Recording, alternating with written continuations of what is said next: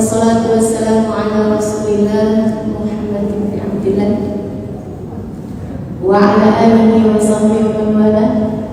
Subhanaka la ilma lana illa ma 'allamtana innaka antal alimul hakim. Rabbi shrah li sadri wa yassir li amri wahlul 'uqdatam min lisani yafqahu qawli. Amma ba'd. A'udzu billahi minasyaitonir rajim. Ya ayyuhalladzina amanu udkhulu fis-silmi kafah wa la tattabi'u khutuwatisy syaitan innahu lakum aduwwun mubin. Teman-teman saudari sekalian, menuju hijrah kafah. Kata Allah, A'udzu billahi minasyaitonir rajim. Ya ayyuhalladzina amanu, wahai orang-orang yang beriman. Artinya yang enggak beriman enggak hai. Maksudnya yang disapa oleh Allah, mukhatabnya yang diajak berbicara oleh Allah Subhanahu wa taala adalah orang-orang yang beriman, khusus untuk orang-orang yang beriman.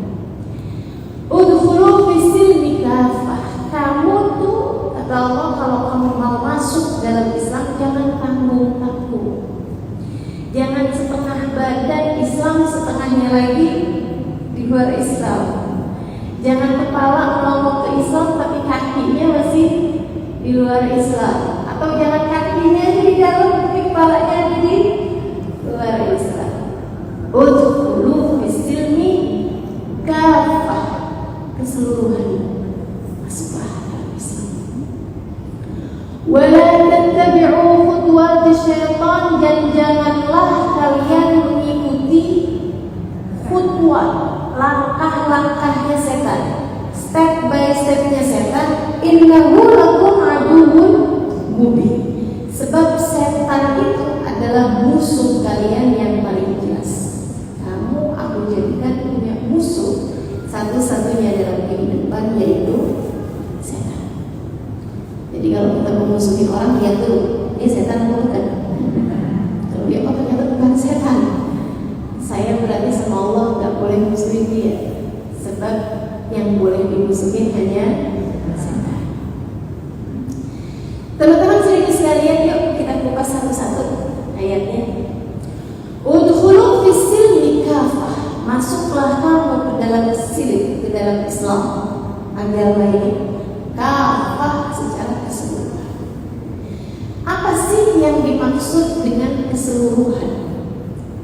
Nih, kita nih manusia ini punya 3 komponen, 3 unsur sehingga disebut manusia. Paling lahirnya badan. Kalau nggak punya badan namanya bukan manusia, tapi apa tuh? Hantu. Apa lagi? Arwah gentayangan. Gitu ya. Teman-teman sedikit sekalian, manusia syaratnya kita punya badan. 1. Terus punya apa lagi? Yang kedua punya ini, punya akal. Kalau nggak berakal namanya bukan orang, tapi ada tambahannya orang gila. Kalau nggak berakal ya, akalnya nggak dipakai. Kemudian yang ketiga, unsur yang paling kuat membentuk, mempengaruhi nilai kita sebagai seorang manusia, yaitu kita punya badanmu, akalmu, hatimu. Allah masukkan semuanya di dalam Islam. Jangan separuh-separuh. Ada banyak orang di antara umat Islam yang masuk ke dalam bangunan Islam hanya baru badannya aja, akalnya belum, apalagi hatinya. Islam sih, tapi nyakitin fulan, ngeselin fulan, fitnah fulan, bohongin fulan, nipuin fulan. Islam sih, tapi lebih percayaan sama duit daripada sama Allah. Kalau kita nggak punya duit, gimana bisa hidup? Kalau kita nggak punya duit, gimana mau bahagia hidupnya? Kalau kita nggak punya duit, nah nih Tuhan mau duit. Rupanya bener kata Nabi ya.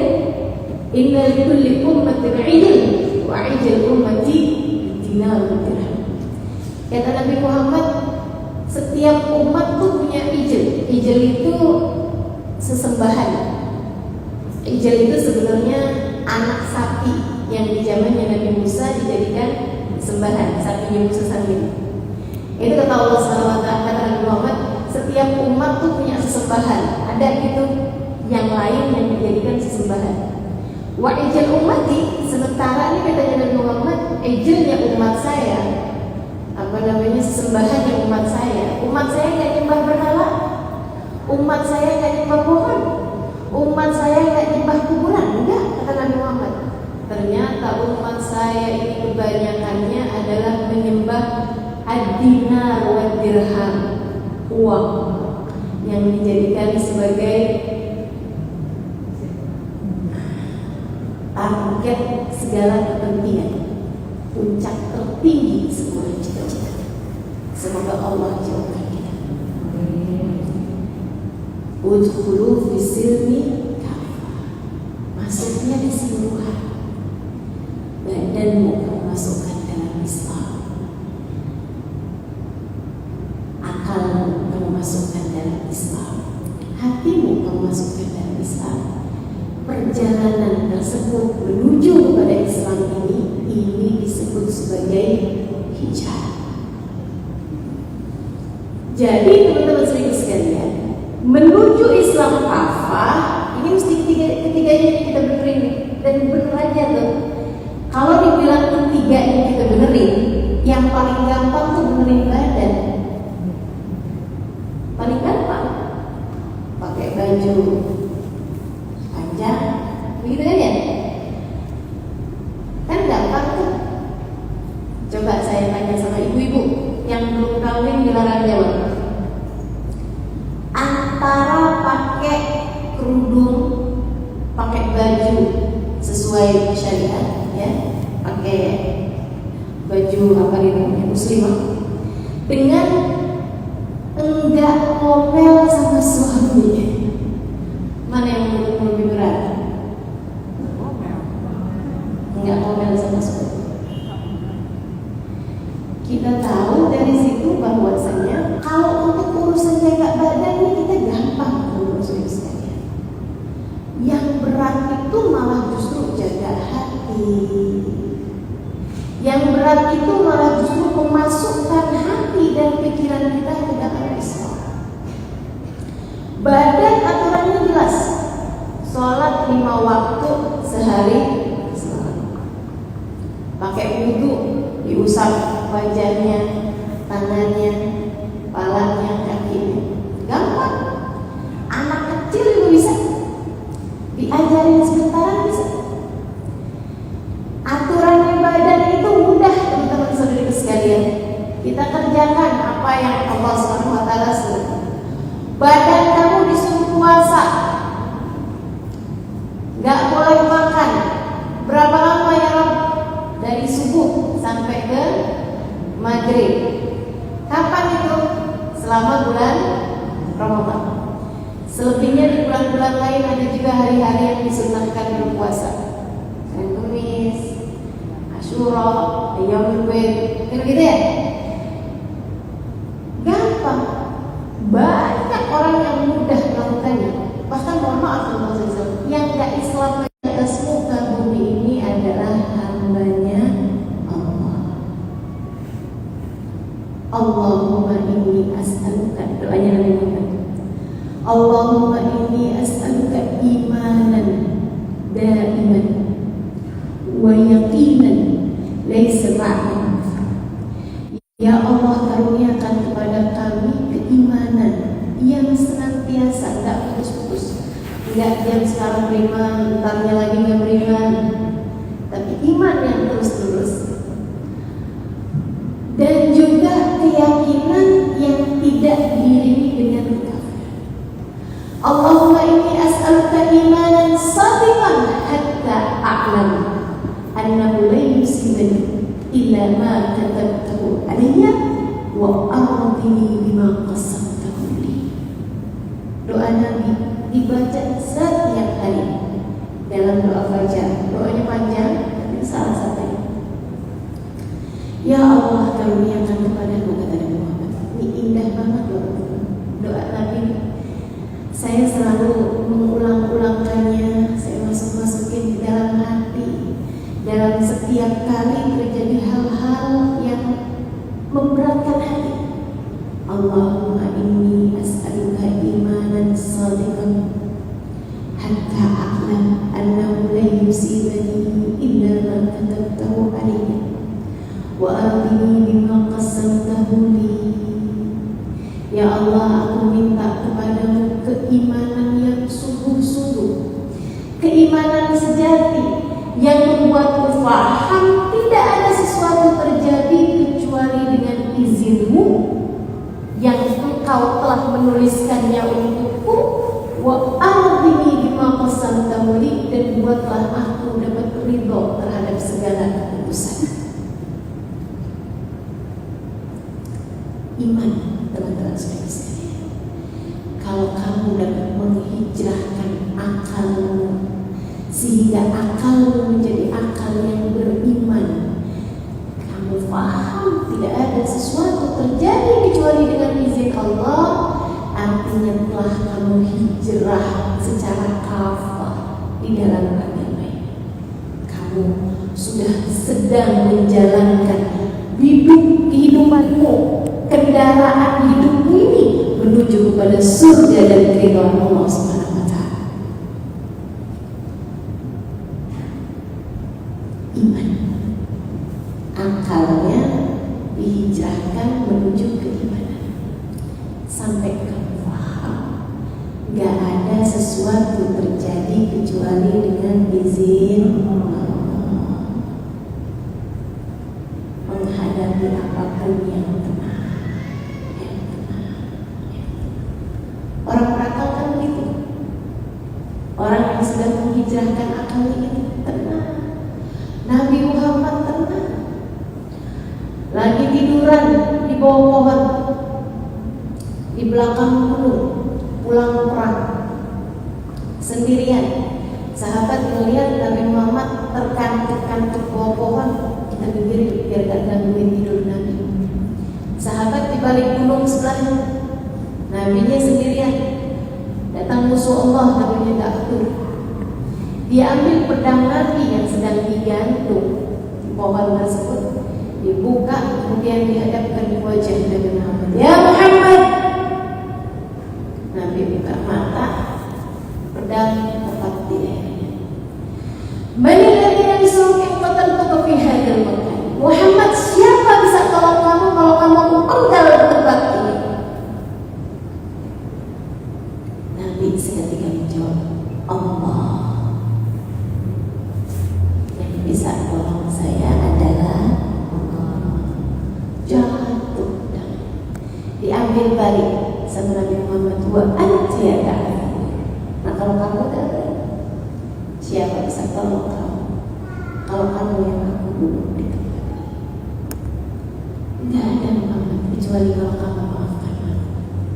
Nabi segera memasukkan kembali pedangnya. Ilham, pergilah, aku sudah memaafkan. Karena Nabi Muhammad punya pemahaman yang sempurna tentang semua kejadian berada dalam kendali Allah. Semua manusia adalah hambanya Allah. Yuk belajar praktek. Gak usah main jauh-jauh, sama yang terdekat di rumah kita. Ibu-ibu, coba nanti kalau pulang lihat suaminya ini, hambanya Allah.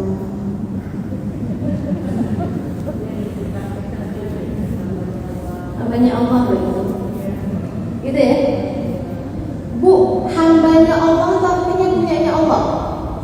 Ibu-ibu kalau misalnya ngata-ngatain sebuah masakan hasil ciptaan seseorang, ya, saya disuguhin makanan ini orang Padang ceritanya, gitu kan ya, disuguhkan saya gulai ikan misalnya gitu, terus gak enak sama sekali gitu, saya omel-omel dari makanan itu, makanannya gak nggak sakit hati Bu. Yang sakit hati siapa? Yang sakit hati siapa? Yang masak, yang punya makanan. Yang sakit hati. Sama halnya dengan kalau kamu bilang suamiku hambanya Allah. Kalau kamu ngomel-ngomelin suamimu marah, itu pasti.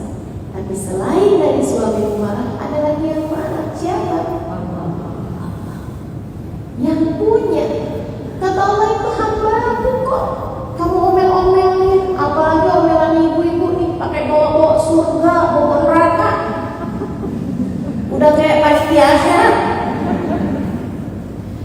Ya ampun Bang. Oh kalau di sini nggak Bang, udah. Dah kamu nih, kata Allah kamu kan imam dalam rumah tangga. Gimana jadi imam sholat subuh aja dijemur? Boro-boro imam dah, yang ada kamu nih imam menuju neraka. Boro neraka. Gak usah jauh-jauh, silahkan praktekkan kepada anakmu. Lihat dia dan sampaikan, anakku adalah hambanya Allah. Kalau kamu bentak, kalau kamu caci maki, kalau kamu kata-katain anakmu, apalagi kamu pukul, apalagi kamu bully anakmu sendiri, teman-teman saudari sekalian. Yang sakit hati bukan cuma anakmu, akan tetapi yang punya anakmu. Siapa? Siapa kamu, kata Allah, sampai berani membentak hamba? Beradablah, teman-teman saudari. Hijrahkan akalmu menuju Allah. Hijrahkan pikiranmu menuju Allah. Masalahnya Ustazah, ya ampun, hidup saya sengsara sekali Ustazah. Saya kan gak bisa menahan amarah saya. Saya kan gak bisa ngomel-ngomel melihat anak benernya kayak gitu, melihat suami genitnya kayak gitu, melihat teman-teman harus disampaikan pada fakta kehidupan. Mau kaya, mau miskin, mau perempuan, mau laki-laki, mau tua, mau muda, siapapun saja, bahkan mau muslim, mau non-muslim, semua yang ada di atas muka bumi ini, menjalani kehidupan di atas muka bumi ini, dunia tidak pernah ideal untuk siapapun. Saya ulangi, dunia tidak pernah ideal untuk siapapun.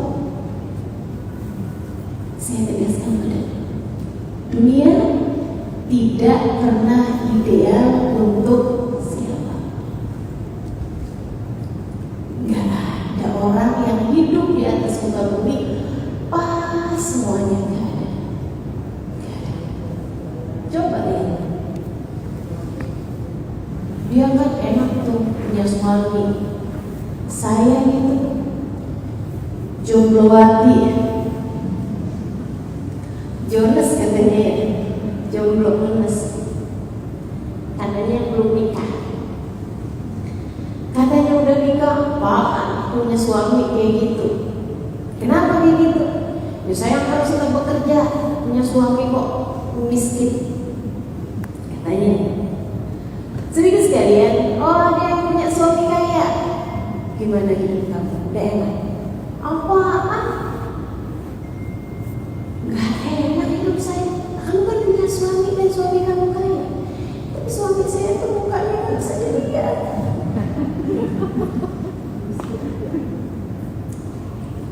Suami saya kalau mau lihat dia gak ada senang-senangnya gitu. Mukanya gak jelas. Oh ada nih, punya suami kaya dan cakep pula. Wah enak dong kamu hidupnya, punya suami kaya cakep pula. Apa dia bilang? Apaan? Gak enak saya. Suami saya betul sih kaya dan juga cakep, tapi suka main perempuan. Mau? Oh baik, ada nih punya suami cakep, kaya, nggak suka baik perempuan. Gimana? Senang hidup kamu? Apa? Suami saya nggak senang. Suami saya nggak bisa saya ajakin sholat. Dia nggak soleh, nggak bisa jadi. Mau? Coba gede banget kriterianya. Udahlah kaya, cakep, setia, soleh pula. Oh ada nih ceritanya, dapat semuanya. Tanyain, gimana? Senang hidup kamu? Enggak. Kenapa gitu? Suami saya pelit. Perhatian, perhitungan setengah mati. Saya dicentol lagi dihitungin. Masya Allah. Senang? Enggak. Betapa panjang daftar kriteria kita. Ada, dapat nih semuanya nih, kaya, cakep, setia, apalagi tadi soleh, dermawan pula. Senang hidup kamu? Enggak. Kenapa? Suami saya sakit-sakitan. Betapa dunia tidak pernah ideal buat siapapun, teman-teman saudara sekalian. Betapa dunia tidak ideal untuk siapapun.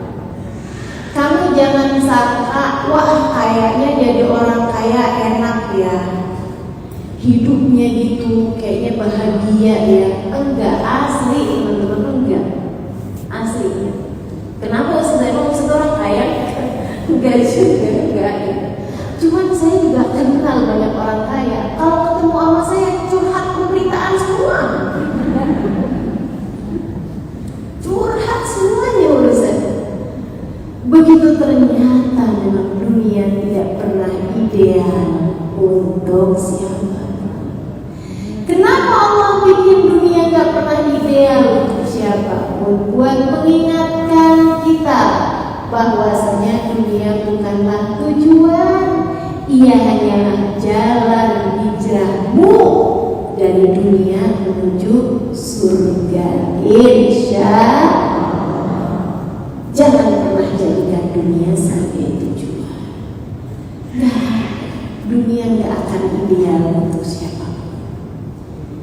Tapi meskipun gak ideal, Allah bilang wal aqibatu lil muttaqin.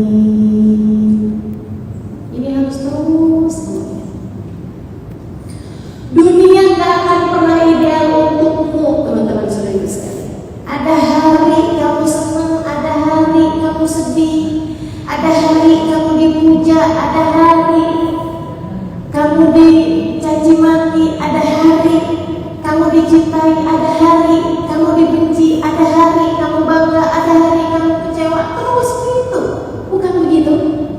Ada hari kita bahagia karena menerima kabar gembira anak kita melahirkan. Ada hari kita menerima kabar duka, keluarga ada yang meninggalkan kita.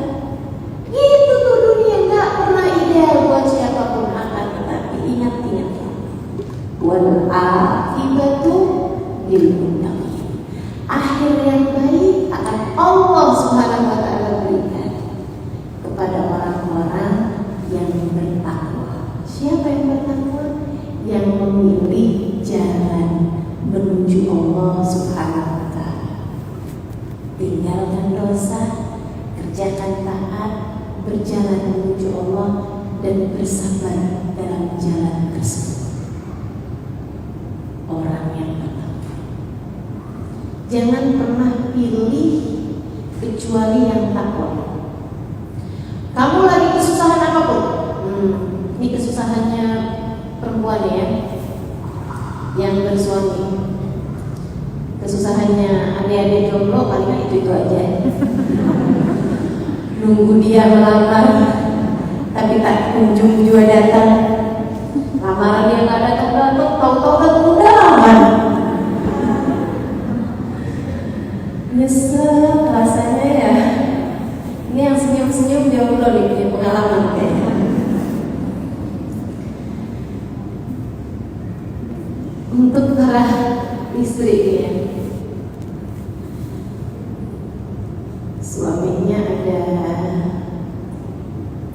apa tuh namanya, hubungan jatuh cinta kepada perempuan yang ternyata bukan diri. Gimana rasanya? Sakitnya tuh di sini gitu ya. Sakit tuh rasanya sekali. Perih. Apa yang kamu pilih? Kamu bisa pilih beberapa pilihan yang saya sebutkan, dan semuanya udah pernah ada yang pilih. Pilihan pertama, jadi dia selama ini selingkuh. Dia pikir dia aja yang bisa.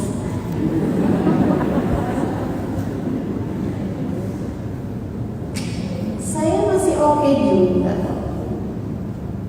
Kemudian dia menghubungi mantan SMA-nya. Pilih begitu? Bisa. Ada yang pilih kayak begitu. Teman-teman sekalian, yang kedua ada pilihan. Ya ampun, kenapa sih suami saya memilih perempuan lain selain saya? Ngaca ya. Sepertinya hidung saya kurang mancung. Sepertinya mulai ada kerut-kerutan di wajah saya. Sepertinya bibir saya kurang tebal. Dia pun pergi. Kemudian penyakit perempuan zaman sekarang di atas muka bumi. Untuk negara-negara yang tidak beriman tentu saja sampai dijadikan hadiah ulang tahun. Orang-orang di Korea, anak kecil di Korea, anak kuliahnya itu kalau ulang tahun minta hadiah sama bapaknya operasi plastik. Ya Allah, teman saya sekalian, sampai saya pernah tahu ada orang, saya kenalan sama dia, umurnya tadi itu udah di atas 50 tahun, tapi kulitnya, mukanya itu kayak orang umur 20 tahun. Saya kemudian dikasih tahu bahwa dia itu habis melakukan operasi pengelupasan muka diganti kulit yang lain. Dan itu yang melakukan itu tuh nggak bisa ketawa, nggak bisa senyum gitu. Nggak bisa senyum, merasa ketarik semua.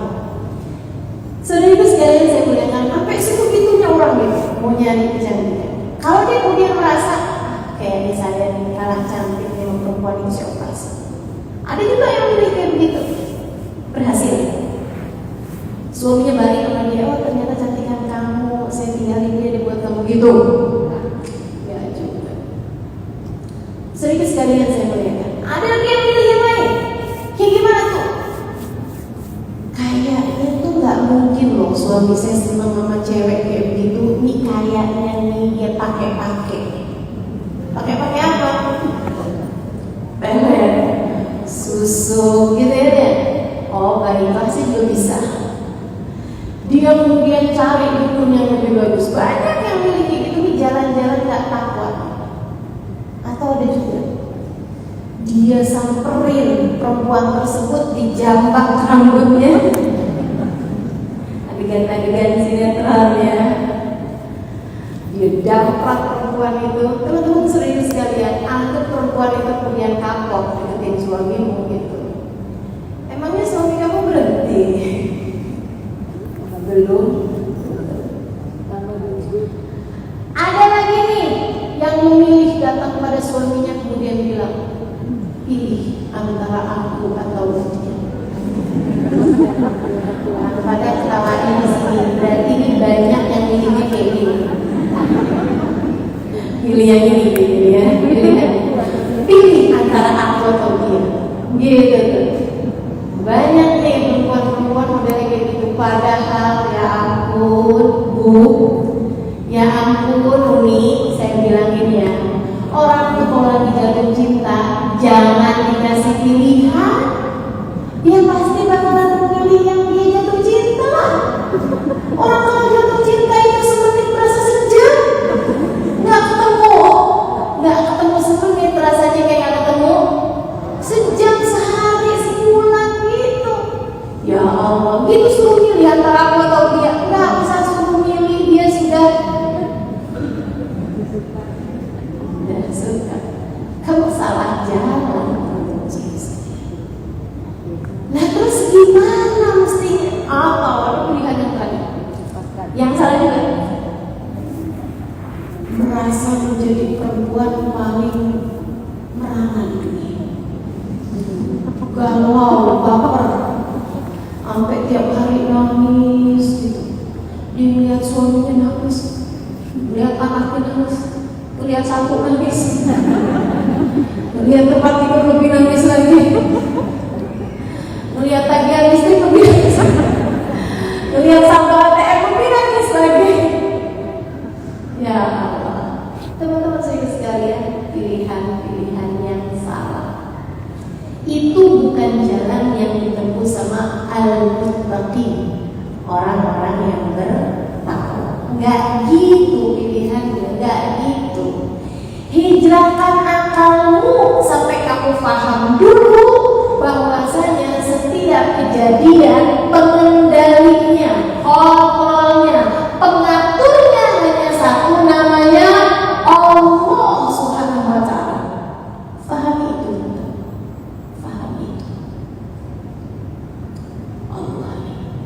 Yang menentukan suami saya berbagi hati dengan perempuan lain.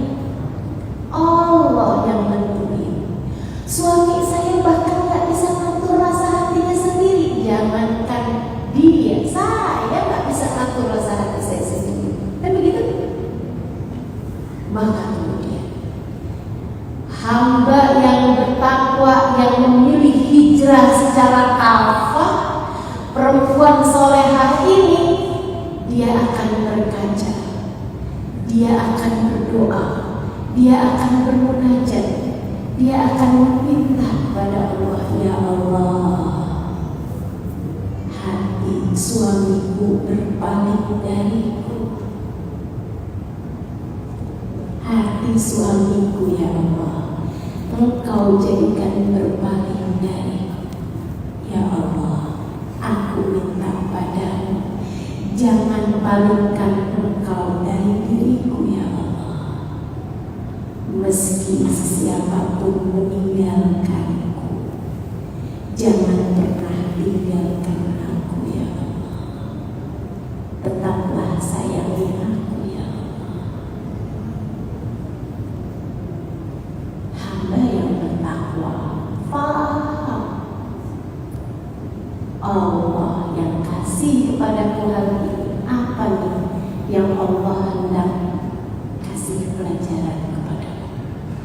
Oh, ditinggalin sama manusia aja sedihnya kayak gini, dikecewakan sama manusia padahal dia gak punya daya, gak punya nasib kita, gak punya kekuatan apa-apa.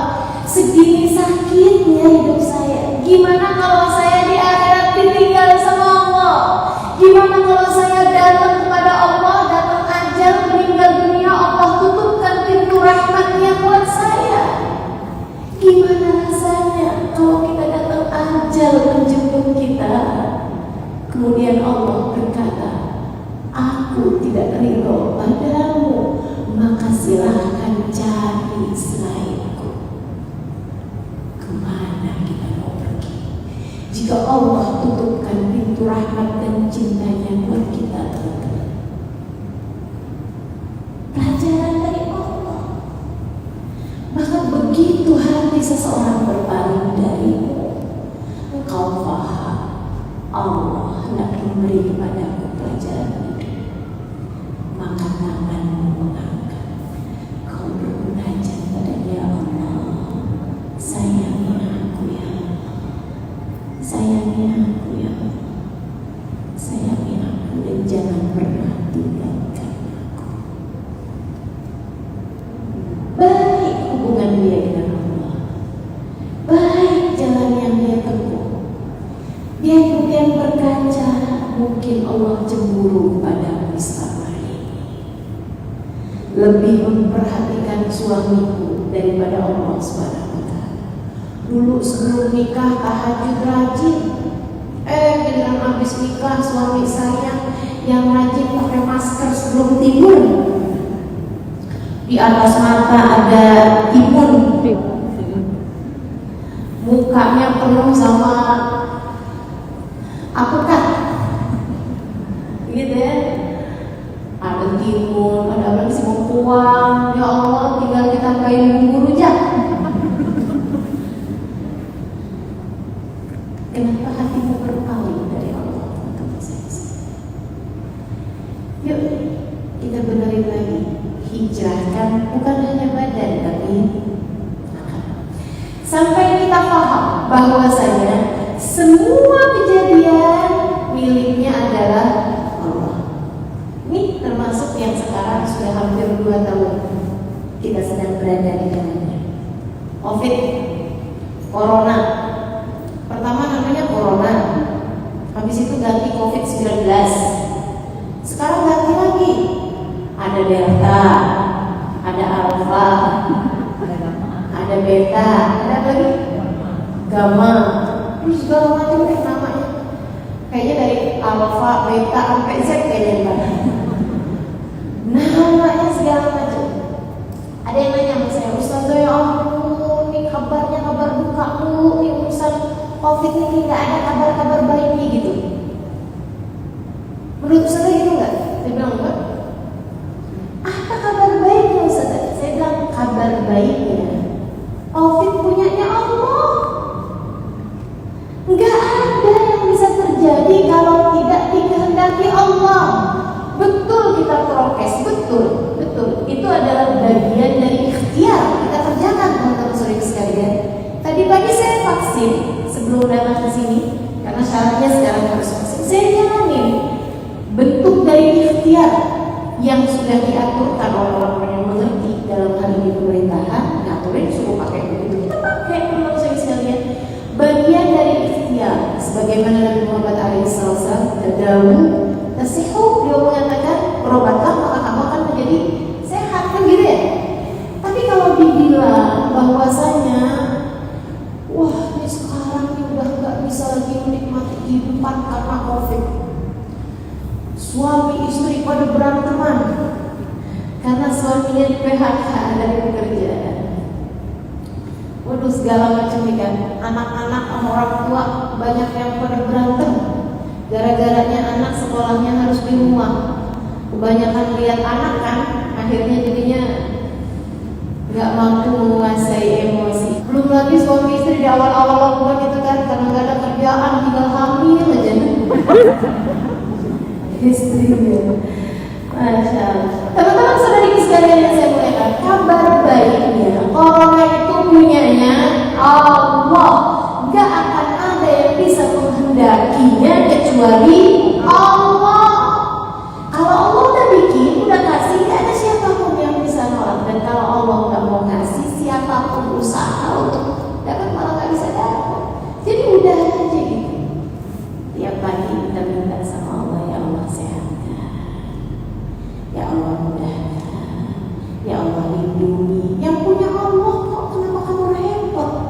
Nah, Bismillah ya, hijrahnya akal. Sampai kamu paham tidak ada sesuatu terjadi kecuali dengan izin Allah, dan bahwa semua manusia adalah miliknya Allah. Ini penting, teman-teman saya sekalian.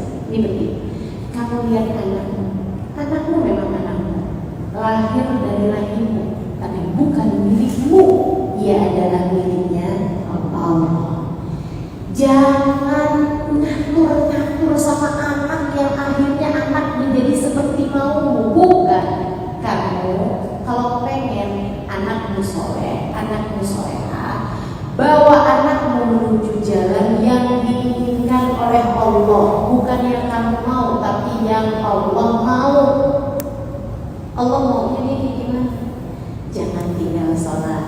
Ini deh, Allah maunya kayak gimana? Kamu sayangin anak-anak. Itu Allah mau, itu Allah mau. Gitu. Jadi teman-teman sekalian, kita sayangi anak-anak kita. Kita cintai anak-anak kita. Nabi itu masih aturan Islam ini bukan menunggu orang tua itu diwajibkan untuk memerintahkan sholat. Kalau nggak sholat itu pun pakai rotan misalnya. Nggak gitu. Ini saya kasih tahu. Sini Islam ini adalah ajaran yang begitu indah, memerintahkan orang tua kalau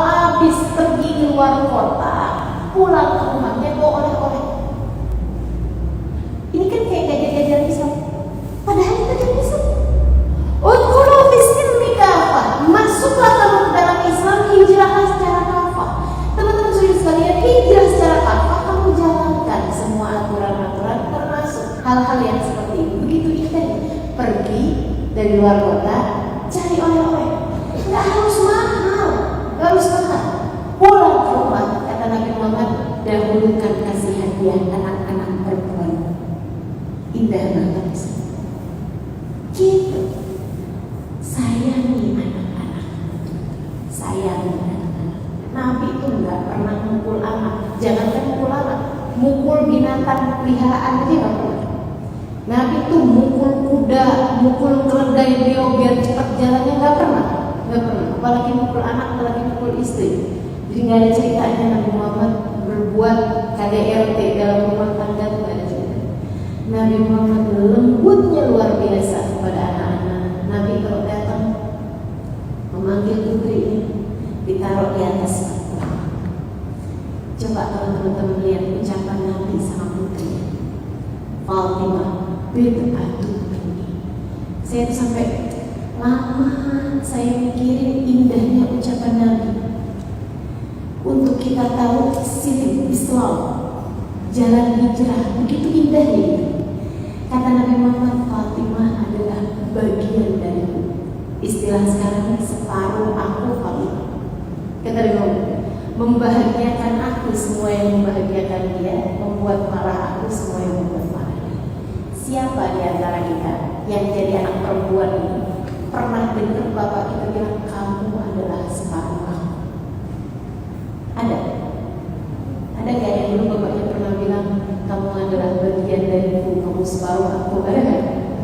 Itu ucapan Nabi sekarang aja kedengaran begitu romantis. Gimana 1400 tahun yang lalu, di mana banyak bapak-bapak membunuh anak-anak perempuan mereka itu hidup. Seribu sekalian, begitu indah jalan Islam. Tinggal kita masuki secara total. Hijrahkan akalmu untuk bisa paham. Perlakuanmu kepada siapapun adalah bagian dari perlakuanmu kepada Allah, sebab semua manusia adalah hambanya Allah. Dan yang terakhir, hijrahkan hati sehingga tidak membenci siapapun, sehingga tidak melukai siapapun, sehingga hatimu menjadi tempat untuk segala hal-hal indah yang Allah berikan kepada seorang manusia. Daripada kamu hitung-hitungan saldo ATM untuk bisa lihat saya udah bisa punya apa, bisa beli apa. Sekarang yuk masing-masing kita lihat hati saya, tawakal ada nggak ya? Ikhlas ada nggak ya? Sabar ada nggak ya?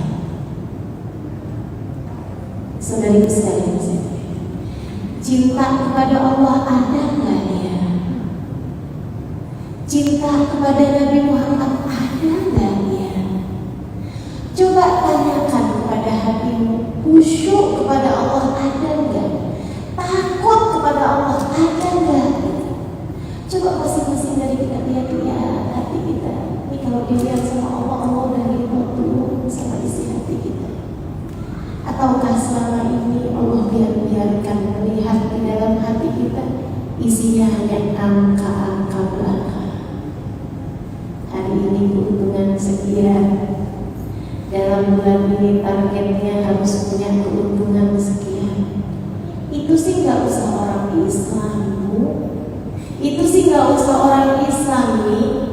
Itu sih nggak usah orang Islam, deh. Orang Muslim juga sama, urusannya hitung-hitungan semua dalam kepala mereka. Tapi kalau dibuka akalnya, dibuka hatinya, di dalamnya terdapat Allah, aku hamba, maafkan dosaku, terima aku sebagai hamba-Mu ya Allah. Kalau dibuka hatinya, dilihat cinta kepada orang tua, cinta kepada suami, cinta kepada anak-anak, cinta kepada semua umat Islam, selalu mendoakan siapapun, bahkan yang telah menyakiti hatinya, dia sampaikan kepada Allah, ya Allah, saya sudah memaafkan dia. Dia menyakitiku, tapi saya sudah memaafkan dia, sebab aku pun juga punya dan berharap Engkau memaafkanku ya Allah atas segala dosa-dosaku. Jika hatimu ketika dibuka oleh Allah SWT, Allah mendapati ada keikhlasan, ada kesabaran, ada ketawaduan, ada kekhusyuan, ada takwa, ada iman, ada ihsan, maka Allah kemudian akan memandangmu dengan pandangan penuh kasih sayang. Dipapahnya jalan hidupmu, teman-teman saudariku sekalian, hingga berakhir dengan surga dan keridhaan. Kita semua sedang berjalan. Kita semua sedang berjalan. Dan perjalanan yang kita tempuh ini begitu berat. Kita tak kuat kecuali jika Sang Maha Kuat memangkat kita. Kita tak kuat kecuali jika Allah Subhanahu wa Ta'ala merangkuh dan membimbing kita.